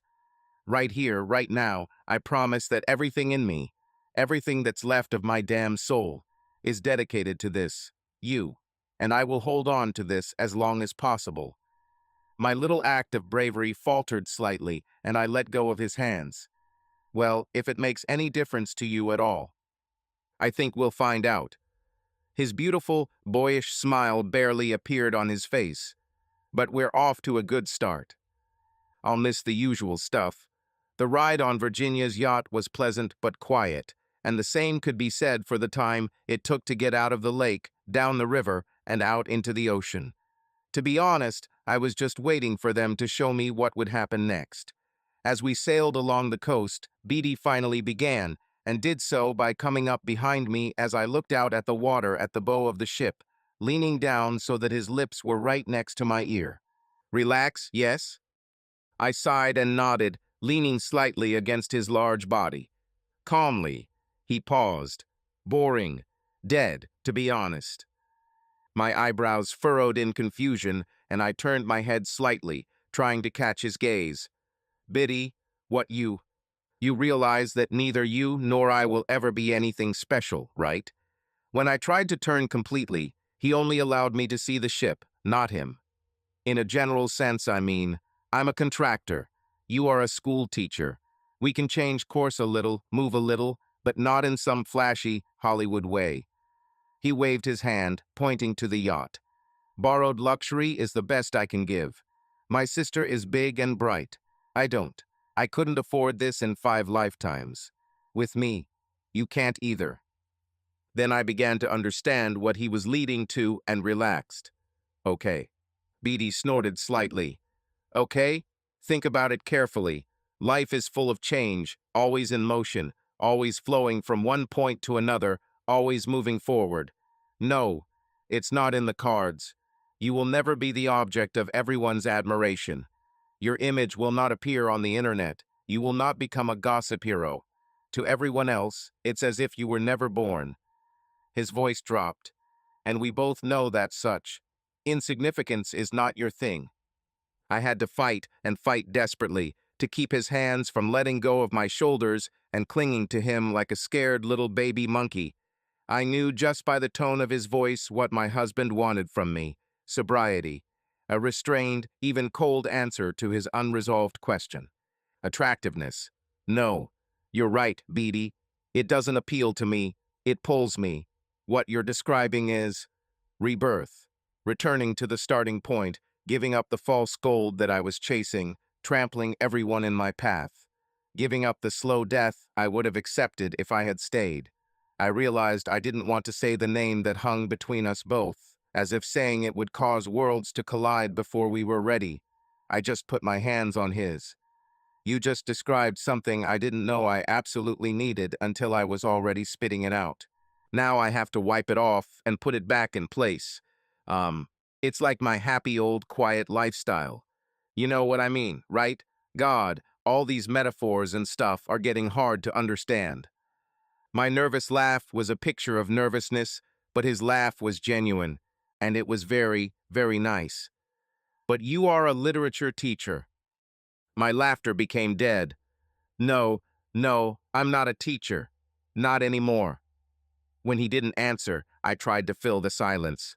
I am nothing. His fingers lightly squeezed my shoulders. This is good. I tensed up. I couldn't help myself. Is it good to be nothing? What the hell does that mean? The man I married wouldn't think twice about appeasing me. I wouldn't think about support and encouragement. This new Beatty wasn't the same. Not anymore. And then it dawned on me. He didn't talk about going back to where we started, about putting on our old life as if we found it in the back of a closet, ready for us to come home to. No, he was describing a future that might look like the past, but was completely different. His only purpose in this little exchange of words was to let me know what not to expect. Completely. Make sure I kill all. I don't know. Ambition, I guess. I had to remove myself from my own future. I want to go to bed. I went limp in his arms, and I know he felt it. Please. Beatty did not answer, but stepped aside. I wanted to pull him with me to my cabin, only mine, but that would be like asking me to fly into space on the back of a magical unicorn that farts rainbows. Pure childishness. This was not reality. Of course, knowing what reality is not did not help me at all to understand what reality is. I felt his weight drop onto the bed, and then felt his hard body. It's cliché, I know, but I really thought it was a dream. I didn't see him for the next 3 days, and those 3 days hurt. I'm serious. I felt physical pain, nausea and heartburn in turns, and feeling like my skull was going to split open.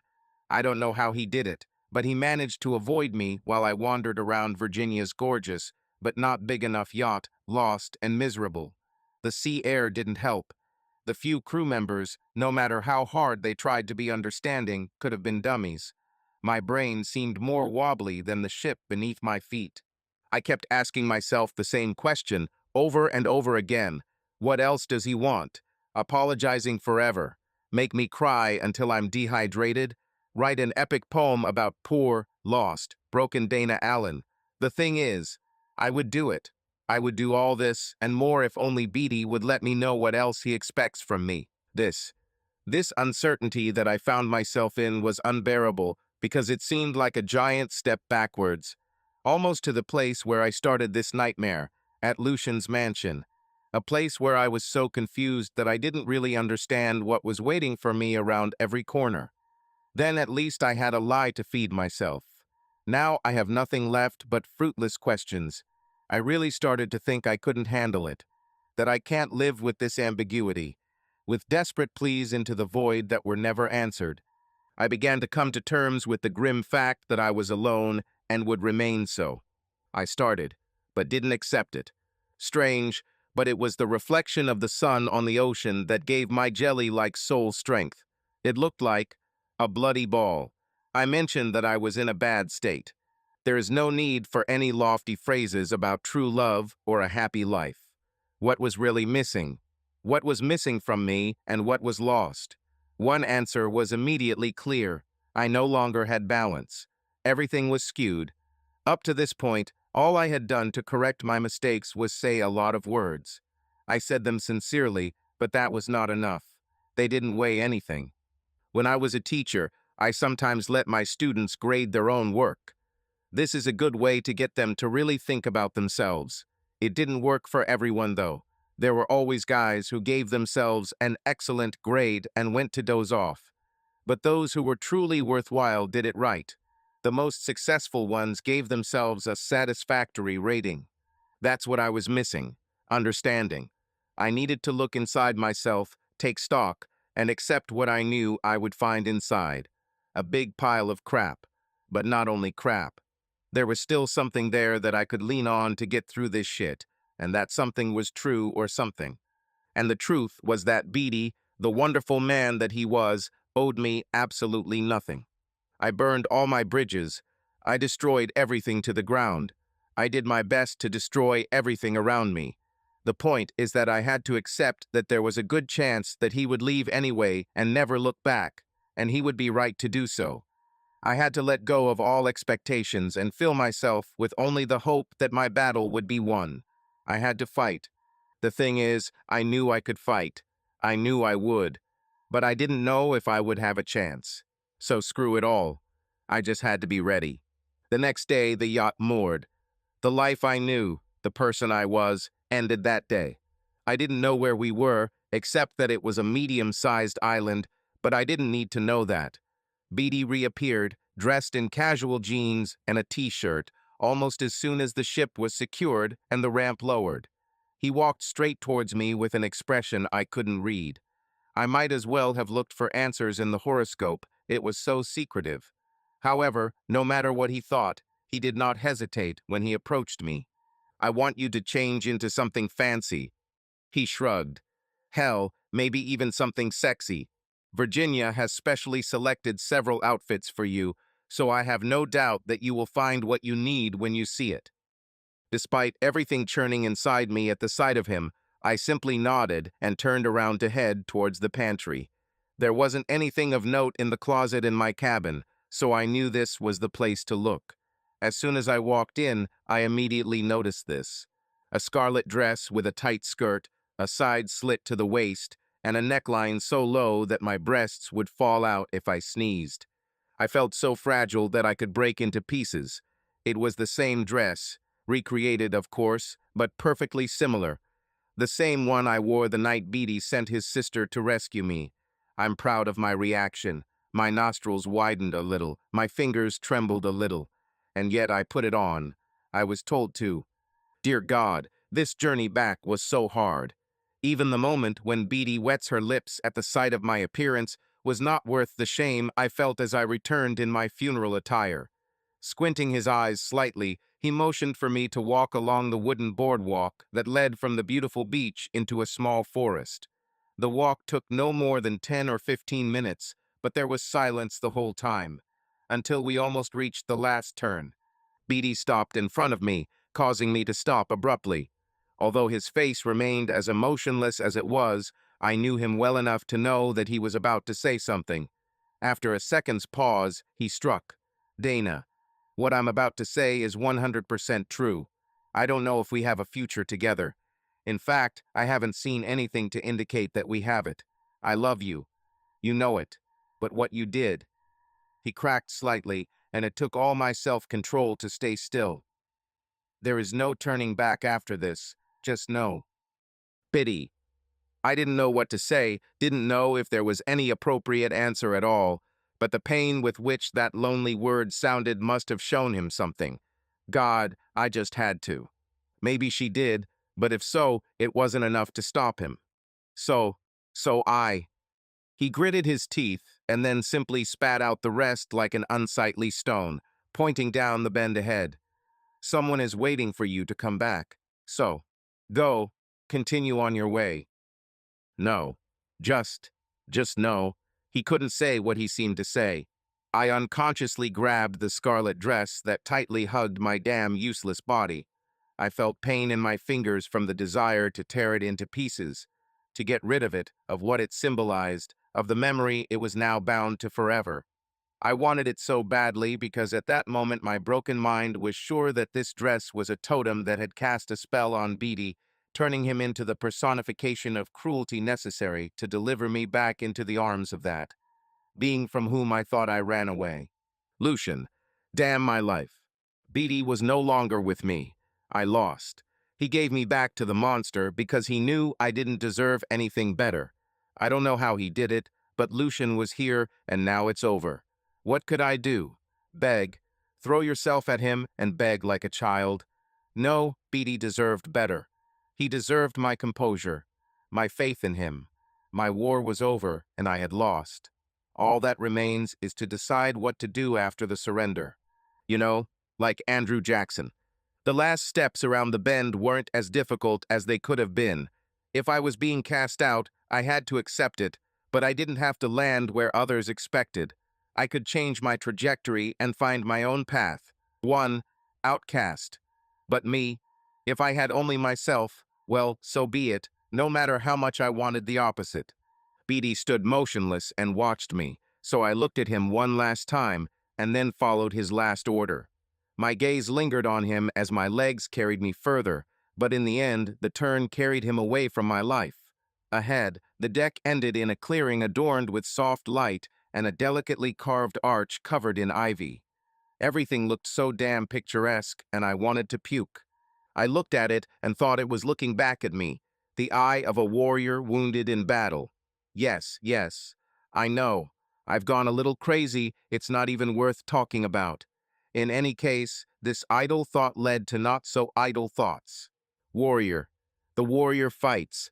A warrior remains true to himself, or he is no longer a warrior. The warrior endures. He is not driven to victory by any guarantee, but only by the need to protect what is worth protecting and the simple hope that he can do so. And this was the key idea. No, I didn't start thinking of myself as a battle-hardened fighter. I just started thinking, cold and calm. What am I fighting for? My eyes squeezed shut as the soft light touched them, but I took a few more steps before stopping, placing my hands on my hips. Listen to me carefully, you piece of... He didn't listen. He didn't listen, because it wasn't him at all. Virginia retreated with a contented sigh, not at all bothered by the interrupted passion. Her smiling face filled my field of vision, a vision in itself. Perfect.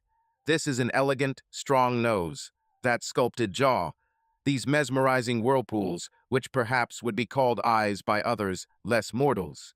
Oh my God, she was absolutely stunning. I love you, Danny. My sister-in-law pulled away a little further, but still held my hands in hers, clearly not wanting to let go. And I want you so much.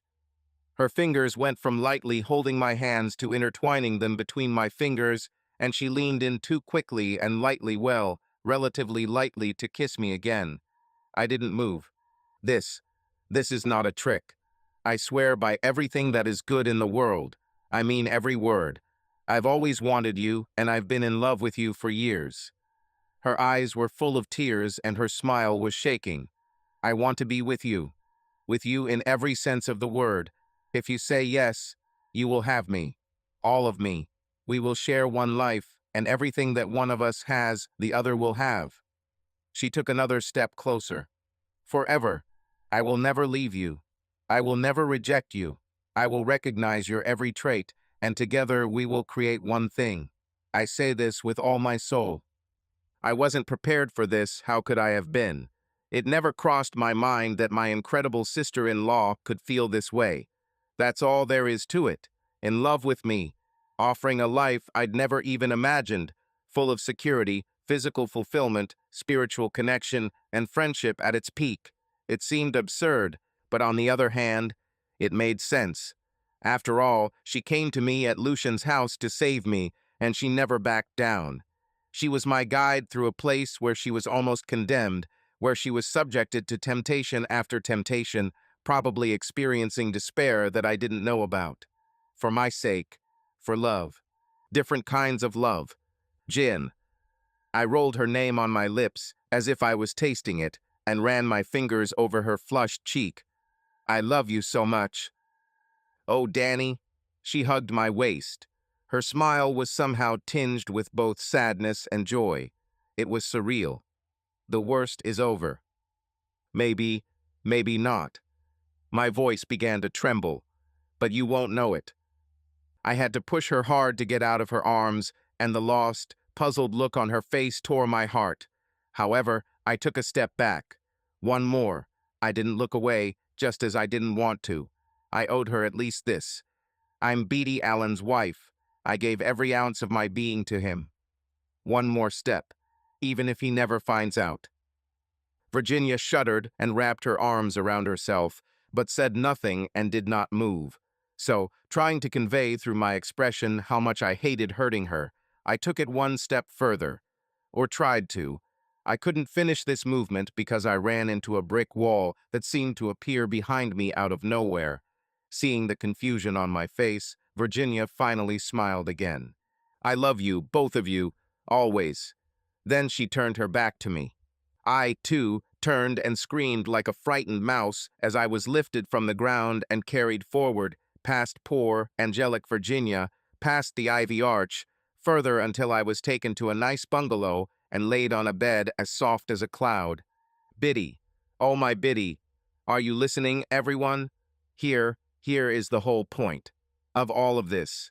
The most important part of the story. Listen and hear me. Beatty was the light. He was everything that glows, kind, pure, warm, illuminating, observing, and giving life. He stood over me, and for a moment my foggy senses convinced me that he had descended from heaven right now, even though I had just clutched his old t-shirt as he carried me here. I think I moaned out loud, wanting to express what I knew I should, but it took several long seconds for it to come out. I don't have an ounce of confidence in myself, Beatty. He bowed his beautiful head slightly, but did not turn away. In response, I sat up and pulled off this terrible dress, exposing my body to him. Without stopping there, I grabbed the scissors from the bedside table and cut the dress into pieces. He was still watching me curiously, as naked as I handed him the pieces of destroyed fabric, except for one, and then lay back on the bed. I tied that same piece of fabric in front of my eyes. Tie it tightly. My love, my husband, I am yours. And this is not just a romantic metaphor. I mean that completely. I am yours, and in saying this, I am asking. Please understand this. Dana, I didn't see him, but I imagined his look, first confused and then no longer. Not at all. I understand. He laughed briefly. Trust. I laughed quietly in response. I don't have it. Not to myself. I've used it up. Ha, and even more. So now I need his reflection. I don't trust myself, but I trust you. I trust you until death and beyond. If I give you everything, I will know that my future is secure. That's what I'm asking for. I felt a shiver run through every millimeter of my skin. Your complete dominance. And I will never stop being like that. Danny looked carefully at each member of her family, lingering on each in turn. And if you try to make me stop, you'll be dead to me. She leaned back a little in her chair and exhaled slowly. That's it. This is history. She risked a small smile. She loved her family, she really did, and she never wanted to upset them. She still hoped that she could somehow improve the situation. The ending isn't so bad, right? Not what you thought. While her brothers stared into space and the Alonsos exchanged glances, her father fumed. Danny's mother stood up and began pacing the room. Danny, I don't even know. There's too many things. Of course it's terrible. Maybe Tina should have patted herself on the back for at least giving her mother a chance to say a few words after the story, but no one did. Especially not Danny, not after her little sister rushed forward, close to her. This is the craziest thing I've ever heard. Biddy. Damn, Danny. Don't you understand? He brainwashed you, or somehow set you up, or something else. I don't know. He broke your head. He turned you into his damn slave, and you know it. Yes, Danny blinked. Didn't you listen? That's the whole point. Tina snorted, although she stopped waving her arms. It wasn't necessary. You scratched an itch by cutting off your own hand. God. Danny stood up, looking at her sister with calm eyes. You said it yourself. Beatty is my God. Dios. Senora Alonso recoiled slightly, and her husband again clutched his golden cross. Girl, don't say things like that. Sorry, Senora A, but it's true. Danny tried to smile as reassuring as possible. Look, you've known me all my life. I'm not religious. None of us are religious. I don't know. After all this, I feel like I need to read some Hail Marys or something. Frank winced. Something more cleansing than just taking a shower, that's for sure. Danny rolled her eyes. Shut up, merry fellow. She turned again to her kind neighbors. What do I mean? Okay. Please, if you don't mind, tell me how you feel when you worship. This time, Mr. Alonso spoke first. Pacification, confidence. He continued to fiddle with the small gold cross on his neck. Understanding. We know, with every part of us, that everything will be fine. Some memory, Danny guessed, came to Senora Alonso's mind, and she had to wipe away a tear. Even when the worst thing that can happen happens, it's not the end. It's not the end because someone is making sure it doesn't happen. At the same time, both elderly spouses extended their hands to each other and squeezed them tightly. Danny felt a lump in her throat for a moment, just watching their experiences, and she had to take a break. It's me. Now. Sorry, but I still don't believe in some higher, supernatural entity or whatever it is, but everything you just said is a feeling. She laughed quietly.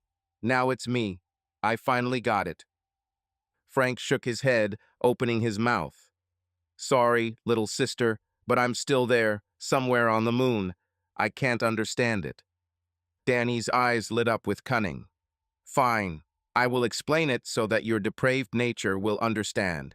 Simple and rude. I am ready to do anything, submissive to my man who needs to dominate me. I didn't know this about myself before, but now I do. I don't know how this appeared to me, and I don't want to know. It's there, and I love it. Beatty is my lord and master, and I kneel before him at every opportunity. Clear? Crystal. Frank turned pale. You can take me off your list of those who need to be convinced. Please, and thank you very much. There must be another way to fix this. Tina was not going to give up. Just give yourself completely to your husband. Danny, this is crazy. This, is a huge leap from what can be called good and healthy. Do you love Jackson? The older sister's question caught Tina off guard, and she had to work with her mouth a little before answering. You know I love you. I love my husband completely, and he loves me. Danny nodded. Yes, he loves me. I see it. Everyone sees it. The rest of the table nodded, albeit a little slowly. You two are made for each other. For some reason, just last week he told you. Told me? Tina snorted. Jackson doesn't tell me anything. He would never. Danny pointed her finger at her triumphantly. Exactly, you are in command, and we all know it. The nods of the others, albeit with some reluctance, confirmed her rightness. Tina, you, Jackson, and your children all understand that Mom is in charge. It works. Your home is full of love and warmth, and no one would want to change that. Jackson is really great in a lot of ways, but it's like he can't. Tina trailed off, suddenly thinking about some new things. Why then is it so difficult to believe that the same thing is possible for me, but only in reverse? Because that was never you before, and it shouldn't be you now. It shouldn't be anyone, not to this extent. Her father finally spoke. At least he refrained from making threats for now.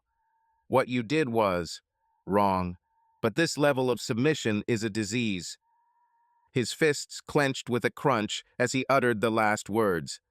This is wrong, and it needs to stop. Her mother stood next to her father, showing her solidarity. Danny, look at it this way. You are no longer you. You are nothing. The way we saw you allow your husband to control your every move, the way you seemed simply terrified of being away from him in a crowd, was the reason for this ... interference, or whatever you want to call it. And this in itself is quite significant. Everything you told us. How can we just accept it? She fiddled with her hands. The world doesn't work like that, you know? Mom, Dad, I love you, but you need to get your heads out of your asses.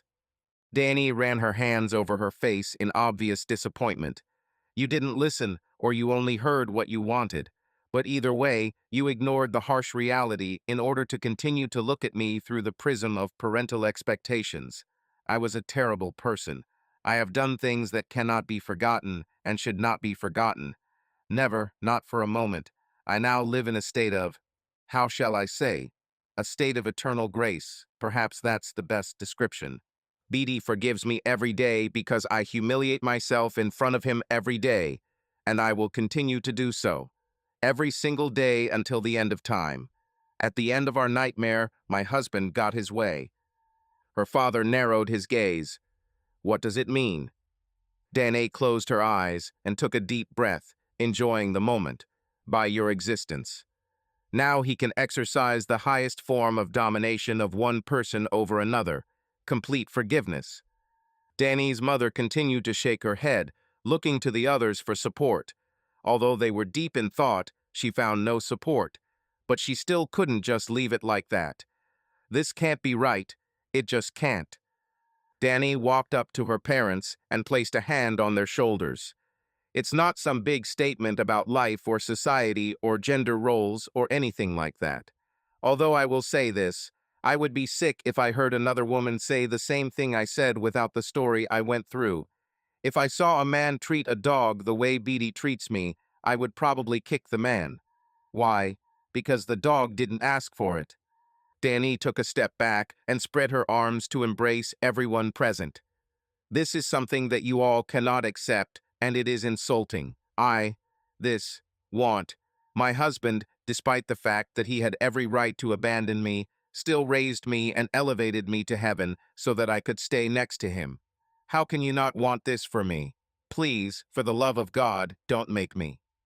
Can I come in? All heads turned at the same time to see Beatty carefully entering through the unlocked front door. He smiled from ear to ear and even licked his lips.